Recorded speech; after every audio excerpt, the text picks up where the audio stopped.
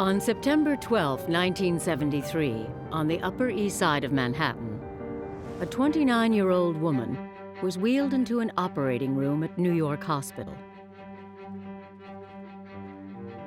A surgeon made an incision into her abdomen and withdrew an egg from her ovary. If the procedure went as planned, Doris Del Zio would become the first woman in the world to conceive a baby through in vitro fertilization, or IVF. The surgeon put the egg in a test tube and went to find Doris's husband. And I waited until he had the egg in the tube, and he had put the nutrients in, and he had sealed it, and he gave it to me. He says, "Get to Dr. Shettles." I took the test tube, and I put it under my arm to keep it warm, I thought.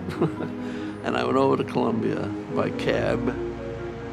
15 minutes later, John Del Zio arrived at Columbia Presbyterian Hospital. Waiting for him in the lobby near the men's room was the country's foremost expert on IVF, Dr. Landrum Shettles. And he said, "Now you take this other tube, go into the men's room, and get me some sperm." So that's what I had to do. And I went and got sperm, brought it out to him, handed it to him, and he said, "Okay, I'll call you at the hospital tonight." Shettles headed straight to a lab on the 16th floor. After years of frustration and disappointment, he believed he was about to make history.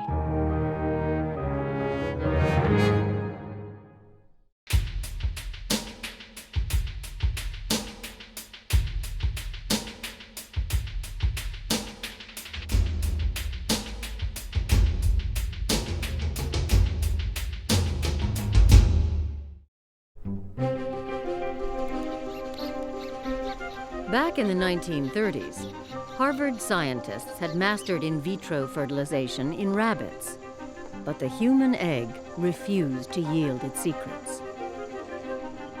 Nobody had seen a human embryo. In fact, the earliest stages of human embryogenesis had never been seen. They were just a figment of our imagination. We assumed they existed because we assumed that human reproduction was the same as reproduction in other mammals. The Harvard experiments attracted the attention of John Rock, one of the nation's leading fertility specialists. Rock was quick to see IVF's potential to help infertile women. In 1938, he hired researcher Miriam Menken, who had experience with IVF in rabbits, to begin experimentation in humans. Several hundred women had agreed to have their eggs used for fertilization. No success. Week in, week out, no success. Trying all these different techniques, no success. Over the next 6 years, she recalled, failure became routine. Tuesday, Menken would hunt for eggs in ovaries removed from Rock surgical patients. Wednesday, she would mix the egg with sperm donated from medical students. On Thursday, she would pray. Then, on Friday, came disappointment. No fertilization. On the morning of February 6, 1944, Menken's routine was finally broken. She had a teething baby at home. She was up for 2 nights running. She went into the lab, she did her fertilization, and she was watching the sperm attack the egg. And she was watching the sperm go round and round and round.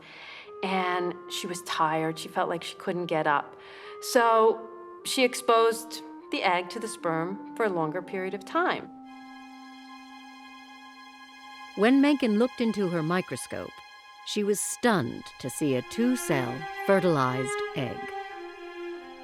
Miriam Menken, when she saw the first fertilized egg, was absolutely awestruck.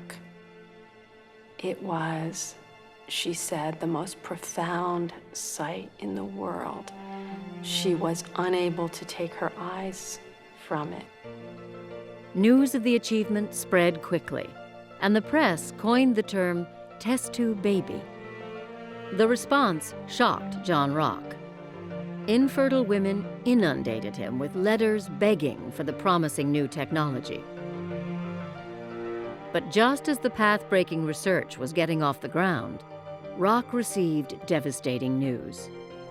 Miriam Mencken told him she was leaving to follow her husband to his new job in North Carolina.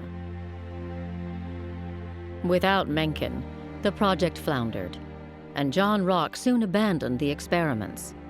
IVF research came to a standstill. For many Americans in the 1950s, the prospect of test tube babies seemed ripped from the pages of science fiction novels. Nobody knew what would happen when you put human sperm and a human egg in a dish, and then you grew it and you implanted it in a woman's uterus. Nobody knew what would happen. There was a cadre of people who thought this is just going beyond what is appropriate for scientists, that this is treading on the work that belongs only to God and nature.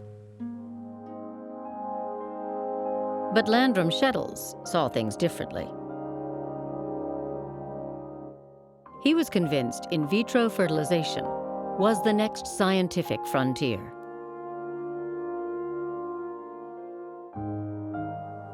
Shettles seemed to have almost an obsession with human eggs. He actually slept in his office. He had 7 children and a wife in some little apartment on Claremont Avenue in the Upper West Side of Manhattan, and he chose to stay up on 168th Street in the hospital, and in the middle of the night, he would just sort of be around, be in the hallways with his white coat flapping behind him. I would see him in the hall in his scrub greens at all hours of the day and night. He was a sort of mystical figure in the department. Nobody really seemed to relate to him particularly, nor did he reach out very much to us in the research wing. In 1955, Life magazine reported that Shettles had managed to fertilize a human egg and keep it alive for 3 days. The 46-year-old scientist made an unlikely public figure.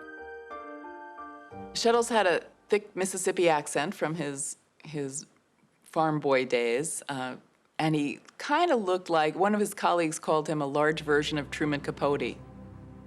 And his manner was strange because he didn't look people in the eye. He was awkward. He had some of the earmarks of what you would think of as a genius. He couldn't quite live in this world.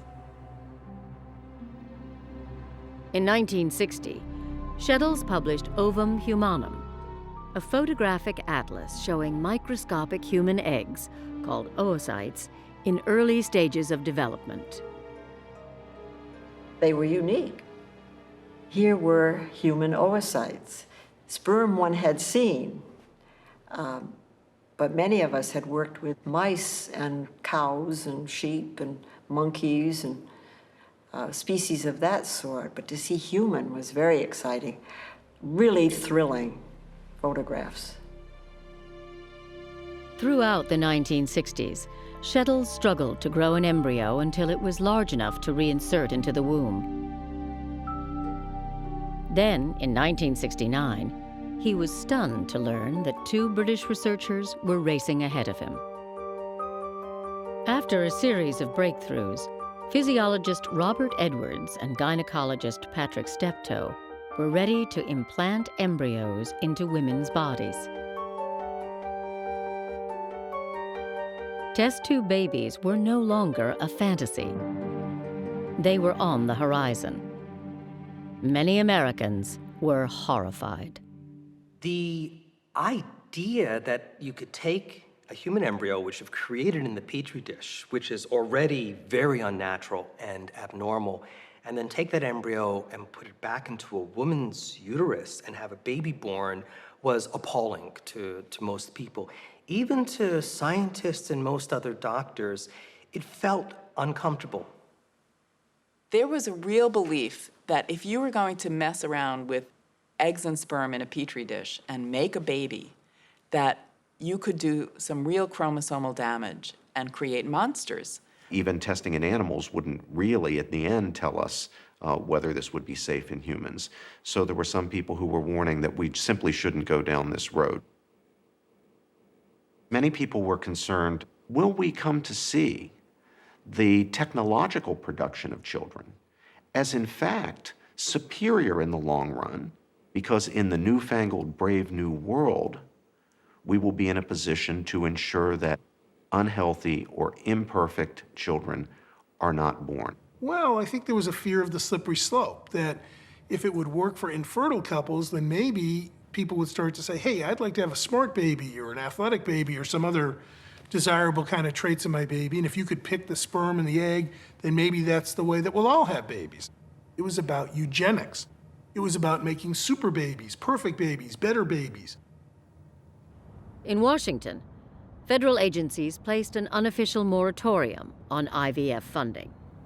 Progress of IVF in America, of course, was greatly impeded by the fact that the National Institutes of Health, the greatest granting agency there is, or at least with the greatest amount of money, would not entertain any applications for IVF. It was clear that IVF opponents prevented federal funding for IVF. At Columbia Presbyterian, administrators grew increasingly concerned that Sheddle's research might jeopardize the hospital's reputation. This was a very conservative place. It prided itself on being, let's put it this way, not first to get there, but maybe second to get there. But that was okay because the people who got there first didn't always know what they were doing. Sheddle's superiors repeatedly warned him not to cross the line into human experimentation. If any one individual does research that goes against some regulation, like does human research without asking for permission, then all the federal grants are endangered. The job of protecting Columbia Presbyterian's interests fell to Dr. Raymond Vanderweel, chair of the OBGYN department. Ray Vanderweel was very conservative, strongly oriented toward moral values, particular religious values. This is a guy who is the captain of the ship. He was a guy who was large and in charge. Vanderweel demoted Sheddles to a low-profile position with few responsibilities. But Landrum Sheddles was not easily deterred. He still had access to a lab and continued his IVF research. Great scientists, he believed, advance science by defying conventional thinking.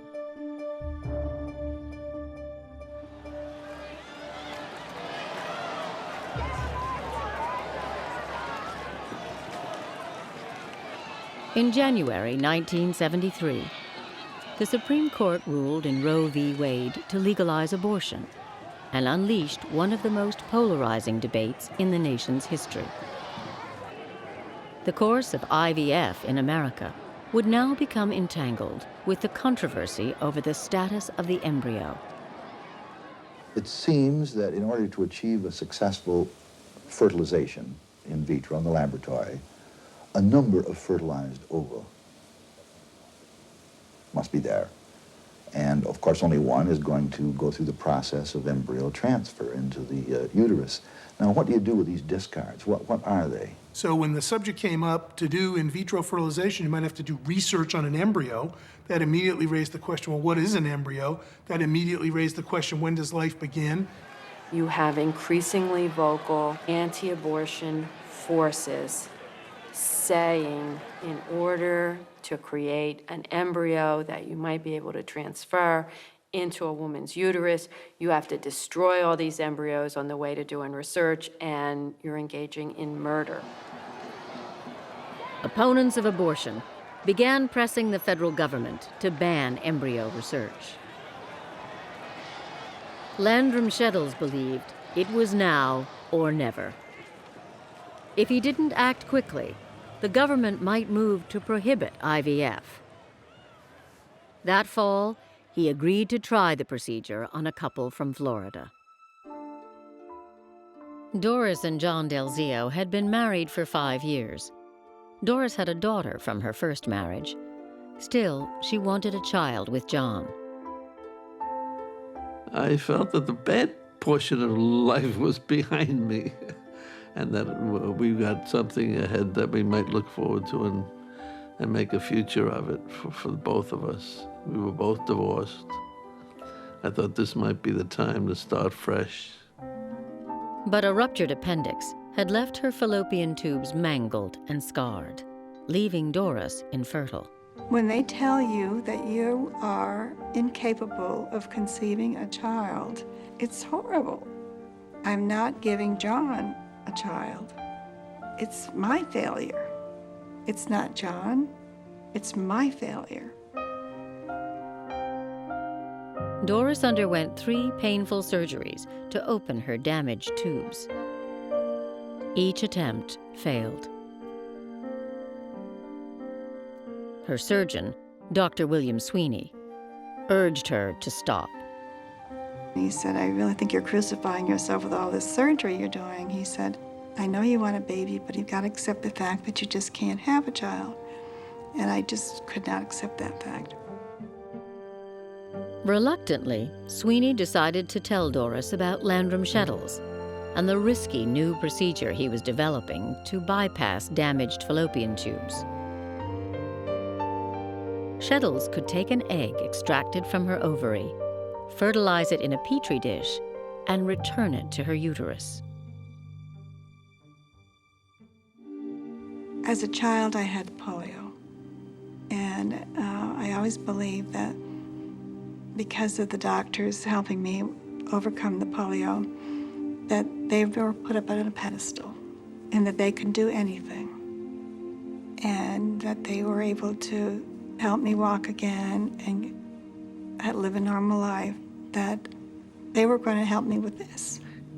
We thought that this guy is the guy, the man that's going to make a success of what we wanted, and we thought nothing about not going ahead with it. Landrum-Shettles told no one at Columbia Presbyterian he was proceeding with an experiment in human IVF. Alone in a 16th floor lab, he mixed Doris's egg and John's sperm in a test tube and placed it in an incubator set to 98 degrees. Later that day, a young scientist unexpectedly entered the lab. She saw this unusual test tube that looked kind of dark brown red with a red stopper, which meant it was a chemical test tube, non-sterile. And she came to my office and said, I want you to look at this because I don't know what this is, and perhaps it shouldn't be there. At 8 a.m. the following morning, Raymond Vanderweel learned of the experiment taking place down the hall from his office. Vanderweel was enraged. I can't imagine that Vanderweel wasn't freaking out that if this experiment hit the papers, that it could adversely impact Columbia's funding, it could get some sort of legal authorities in there to say, what are you doing making this thing in the lab, and that the PR alone could be damaging to the department.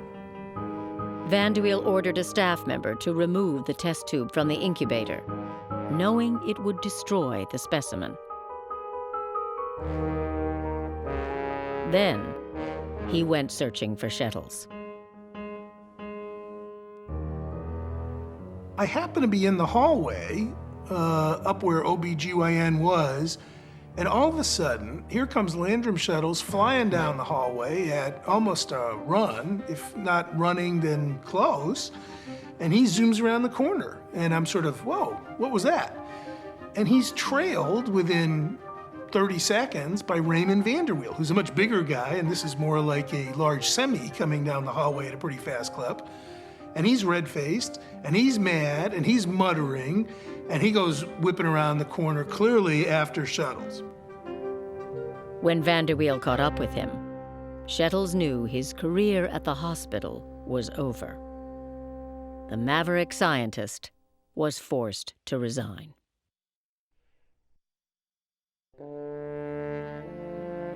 Several hours later, John Delzio was called away from his wife's bedside to take a phone call from Dr. Sweeney. And Dr. Sweeney says, somebody at Columbia removed the test tube from the incubator, and we have to abort the whole thing. I said, I asked him, no part could be salvaged. He said, no, just forget about the whole thing. And we were both stunned. And he said to me, Dr. Sweeney said to me, I don't know what to tell her. As evening settled over the city, Doris lay alone in her hospital room. The phone rang. It was Landrum Shettles.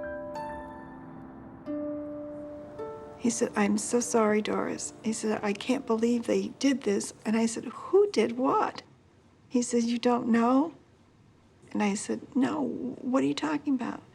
He said, Dr. Vanderweel destroyed the specimens. And I said, no, he couldn't.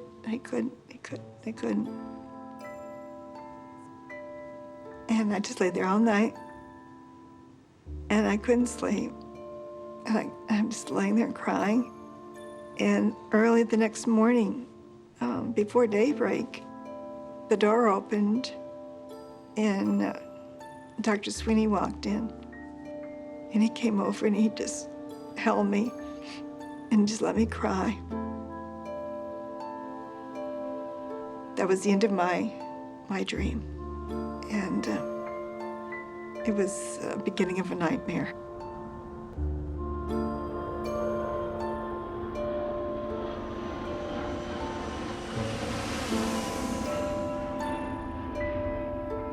Back home in Florida, Doris Delzio could not let go of the past. She was aloof, didn't want to even have anything to do sexually, you know. And for a long period of time, she was affected in that way. She felt that she wasn't a woman anymore. Then, John received a call from Landrum Shettles. And Dr. Shettles explained to me that if we don't do something to show that we oppose the actions of Dr. Vanderweel, then perhaps experimentation on procedures like this could not go on in the United States in the future. And I was really upset about this at this point because I didn't want to go to a lawsuit. I said, John, I can't face it. And he said, we have a lawsuit, but they couldn't do it without me. The Delzios sued Columbia Presbyterian for $1.5 million, accusing Raymond Vanderweel of inflicting severe mental pain and anguish.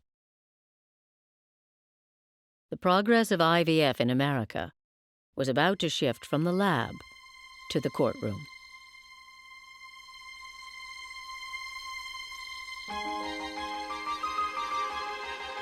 In England, Edwards and Steptoe were transferring fertilized eggs back into the mother's body, but the embryos wouldn't take. 1, 2, 10, 100 transfers, and no pregnancies. The problem was many times you changed 2 or 3 things, and then if you got a little inkling that something was working, you wasn't sure which one it was. So that it became a very troublesome trial and error sort of thing to get all these little technical details right. For nearly a decade, the pair persevered without government funding. Then, in November 1977, they achieved a successful pregnancy for a factory worker named Leslie Brown. The fate of IVF would rest on the health of this baby.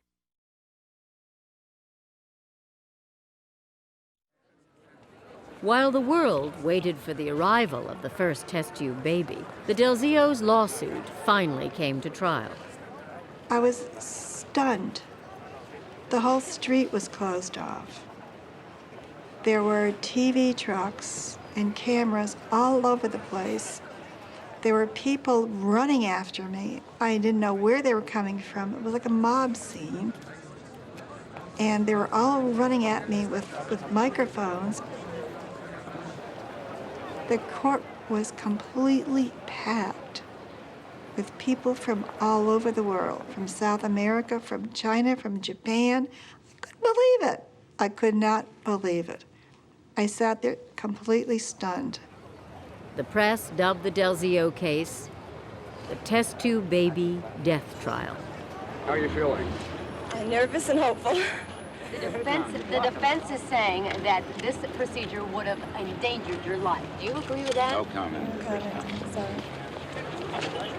Dr. Shuttles says no comment. No comment. The Delzios said that something had been done to them by Raymond Van de Wiel and Columbia Presbyterian Hospital. And the defense chose instead to put on trial Landrum Shettles. How do you feel about the Edward? We have no opinion about the matter. Thank you. He was presented as a once promising scientist who couldn't do his work anymore, who was taking shortcuts, and who was so inept that he couldn't possibly have been actually growing an embryo in there. The defense claims the procedure was a Model T operation. How do you defend your handling of it? Well, I think that Mr. Lindbergh flew the Atlantic in the Spirit of St. Louis. I can't compare the Spirit of St. Louis with a 707, but he got to Paris. Now, if Mr. Lindbergh's sitting out there in Long Island, if his airplane had been destroyed before he took off, he couldn't have gotten to Paris. And that's exactly what happened to us. We had an airplane sitting up there, ready to fly to Paris, and somebody destroyed it. Once the trial began, Van de Wiel's attorneys called Doris to the stand. For the next 3 days, she was grilled by a battery of lawyers. They're defending Columbia, the giant, and here we were defending me and Doris. It was like David and Goliath. And at one point, one of the lawyers says, "Why did you even file this lawsuit?" She said, "I didn't want this to happen again."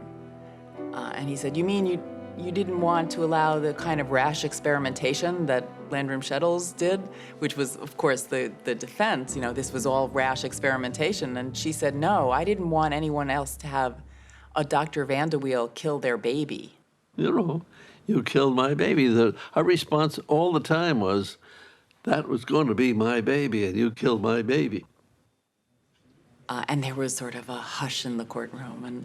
And the lawyer said, "You don't mean that. You didn't think that was a baby." And she said, "Yes, it was. He killed my baby."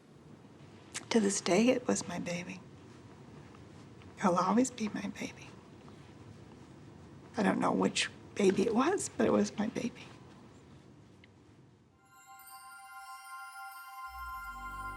On July 25, 1978, 9 days into the trial, the drama in the courtroom was overshadowed by events in England. Good evening. The first baby ever conceived outside the mother's body was born in England, the so-called test tube baby, born by cesarean section. It is a girl in excellent health, a beautiful, normal baby, the doctor said. And they said this may open the way for some, though not all, women who cannot have children otherwise. With the birth of Louise Joy Brown, Edwards and Steptoe had pried open the mystery of human reproduction that had eluded Landrum Shettles.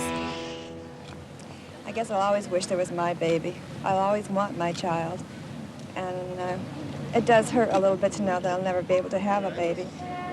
But I can't take away from the joy I feel for Mrs. Brown today. Well, we were overjoyed for Mrs. Brown, of course, and for science. This is what we're talking about mostly now. I was very angry. I said, we didn't we're not the first in this country to do it, because I was thinking in terms of the United States being the first to do something like this. And I was angry at first, and I said, well, I hope that this will show the jury that it's possible, that we certainly can win this case now.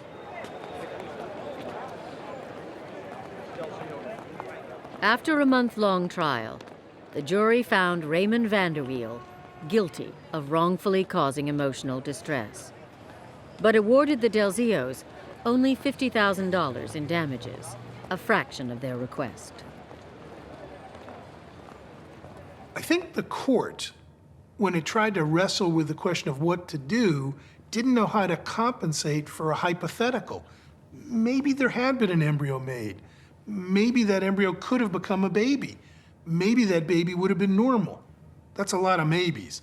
And courts don't like to award a lot of money on the basis of a lot of maybes.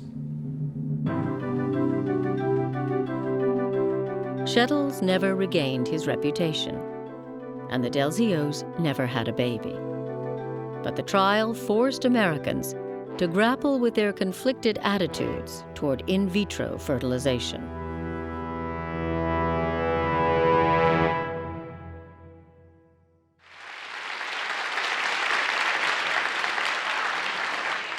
How would you like to be the world's first test tube baby? What do you do on Father's Day? You send a card to the DuPont Corporation? I understand after the baby was conceived in the laboratory, a pair of beakers smoked a cigarette and stared at the ceiling.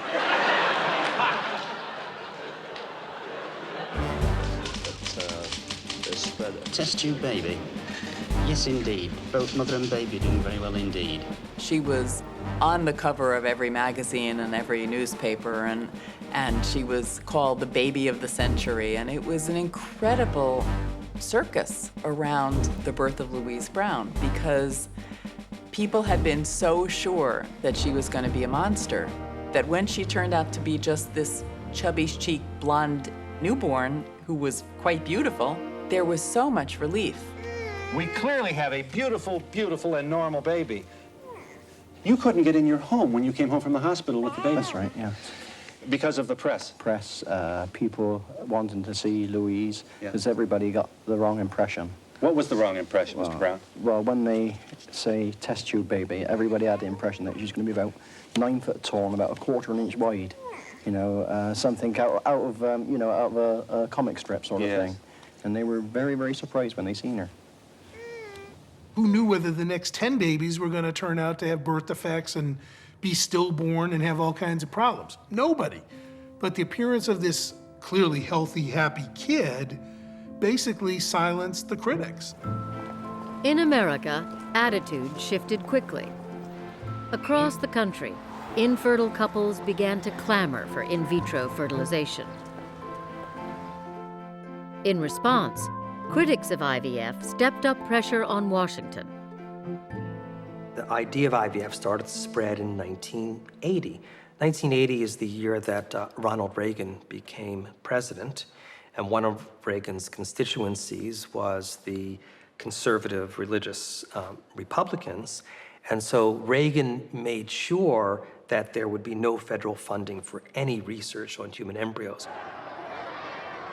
Politicians scrambled to placate both sides. If they could move forward without federal involvement, I think most people in Congress and the state legislatures were ready to say, God bless it, it's off my desk.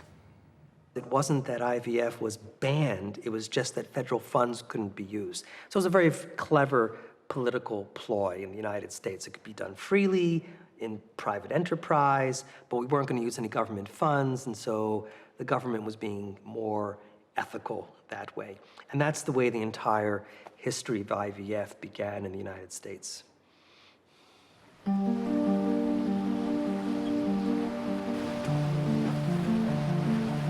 IVF in America would start up again with 2 physicians on the verge of retirement. Doctors Howard and Georgiana Jones were leading experts in reproductive medicine at Johns Hopkins.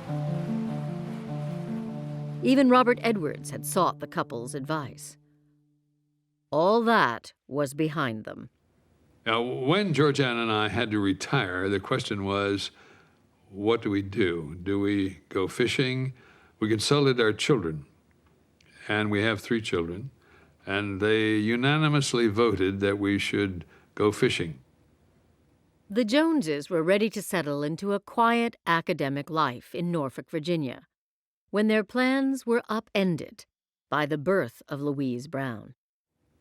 The reporter from the local newspaper came to our home on the day that Louise Brown had been born while we were moving in. She interviewed us about this nice thing had happened. We gave her all sorts of good information about that.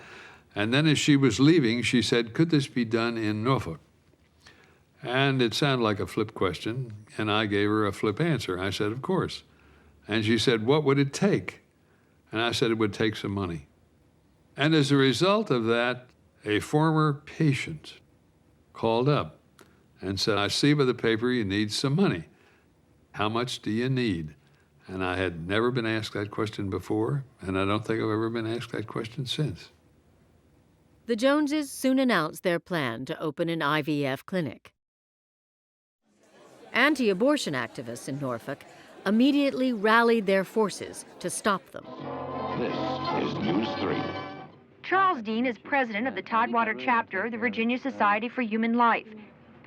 Dean claims that fertilized eggs have and will be destroyed by doctors in the clinic. Basically, the manipulation and destruction of human beings, tiny human beings at their earliest stage has to be unacceptable to any civilized society. Dr. Howard Jones, who heads up the in vitro clinic, says that doctors plan to reimplant all fertilized eggs, not destroy them. But fertilization, whether natural or in vitro, isn't perfect, he says. And in those cases, abortion will be offered as an alternative. It seems to me that it would be unwise and indeed even malpractice not to offer these women the same opportunity that patients who are normally pregnant have. Anti-abortion groups found it hard to fight a technology that enabled couples to have a baby. The momentum was now on the side of IVF. If you get babies and they're the biological offspring of those couples, and those couples don't have many other options, I think most Americans say, who cares? Test tube baby technology is seen by almost every American as pro-life technology. On March 1st, 1980, the first in vitro fertilization clinic in America opened its doors. Thousands of women flooded the Joneses with letters, phone calls, and telegrams begging for the procedure. In the 2 years following the birth of Louise Brown, there had been numerous attempts at IVF around the world, but only 2 more successes.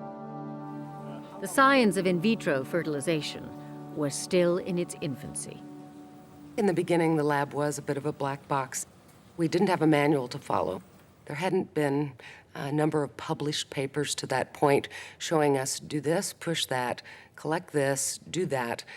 We had to learn very much on our own through trial and error. To start, 7 couples arrived in Norfolk from across the country. Following Robert Edwards' model, the Joneses began tracking the women's menstrual cycles.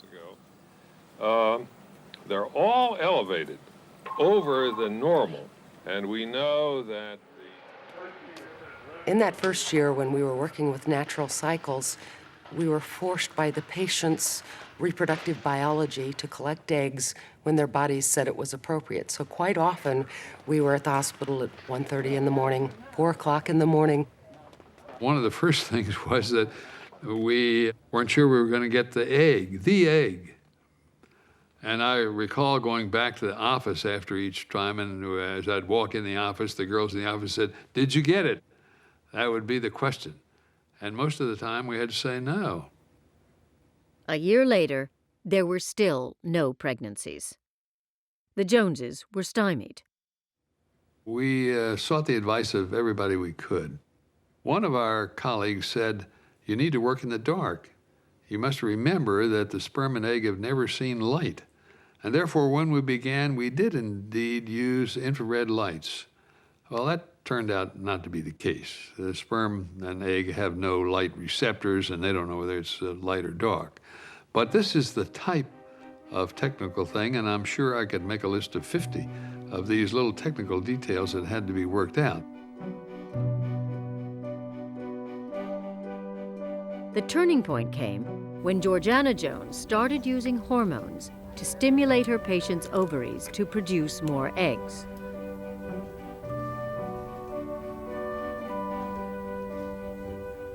Her decision to begin using hormones was a great boon to our patient population, because instead of having a single oocyte that we would hope would become fertilized, we now had 2 or 3 we could work with in the laboratory, and thus the chances for our patients were much greater. A young couple from Massachusetts, Judy and Roger Carr, were among the first to try the new method. Months earlier, Judy had nearly died when an embryo lodged itself outside her uterus. During emergency surgery, her fallopian tubes were removed, leaving her infertile.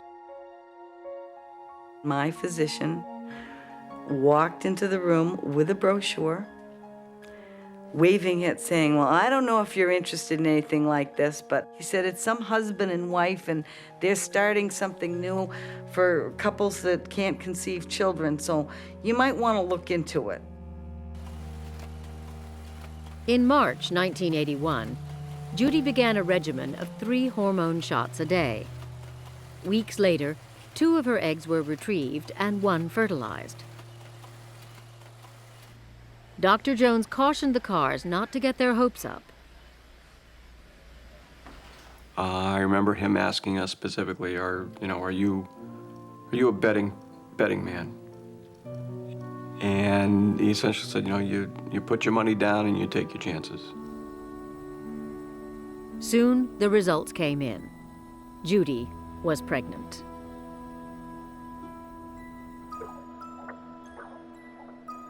We can't be this lucky.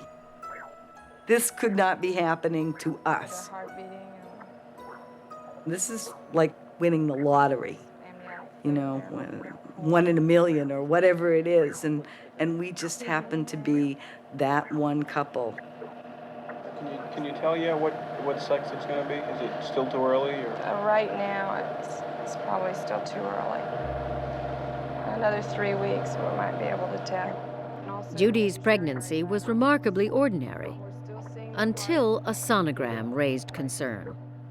As she approached term, her head size began to fall to the lower limits of normal.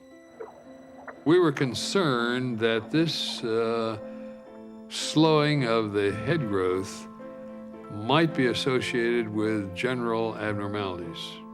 Georgiana kept saying, don't worry, Judy's small and Roger's small. It's going to be a small baby. Don't be nervous about it. For the next month, Howard Jones could not shake his fear. In the tense hours before the scheduled cesarean birth, he planned for the worst. I had written out a press release which said that the baby had been born, that there was an abnormality. We were distressed about this. We hoped that the privacy of the patient would be regarded. As he entered the delivery room on December 28, 1981, Howard Jones folded the press release into his pocket. At 7:46 a.m., America's first test tube baby was born. Weighing 5 pounds 12 ounces, she was much bigger than the sonogram had indicated, and in perfect health. The Carrs named her Elizabeth. All right, ladies, here she is, Elizabeth. Boy, she's doing great. She really is. Hello. The announcement itself was made by Dr. Howard Jones. This morning at 7:46, a daughter was born to Mrs. Judith Carr, a 28-year-old school teacher. The father is Mr. Roger Carr, a 30-year-old mechanical engineer. Not only was she perfect and normal, she had full head of hair and, you know, healthy looking and very pink and everything you hope for. When Elizabeth Carr was born, it emboldened other medical centers to go ahead and start up their own IVF clinics and to say to the federal government, we're not going to worry about getting your money for this. We're going to risk it. Over the next 2 decades, Howard and Georgiana Jones would continue to perfect in vitro fertilization and train the first generation of IVF doctors in the United States. Okay. By 1985, 115 children owed their existence to the Joneses. The first baby reunion was perhaps the most special to me. The staircase was just filled with parents holding their babies. And to see all those couples with those beautiful babies, that's the first time it hit me just what had happened over the course of the past 5 years.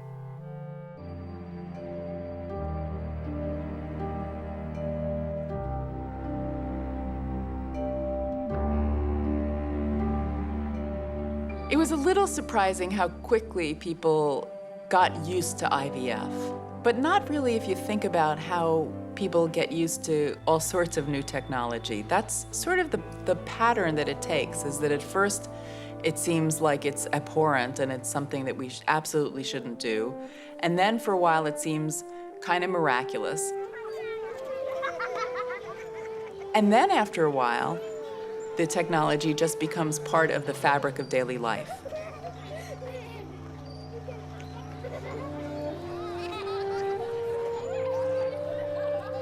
In 1983, 10 years after he stopped Landrum Shuttle's experiment, Raymond Vandewiel becomes the co-director of the first IVF clinic in New York City. It's not because he was a hypocrite, or even because he changed that much. It's because society changed, and IVF became just the next thing to do for infertile couples. Clinics popped up all over the place. Some programs would put 8 embryos back at a time to try and get a better success rate. Other places would say, that's immoral, we're only going to use 3. Some people would treat gay people. Some people would treat single moms. So the whole field wound up being a kind of wild, wild west where the free market reigned. The doctor who gave us Louise Brown recalled looking at her in the Petri dish and said, she was beautiful then and she's beautiful now. There are really very deep and fundamental differences between Americans about some fundamental ethical questions, how we regard the human being, how we regard human life. We are not united as a people on these questions. Since the birth of Elizabeth Carr, over 400,000 IVF babies have been born in America. There are now more than 2 million test tube babies in the world.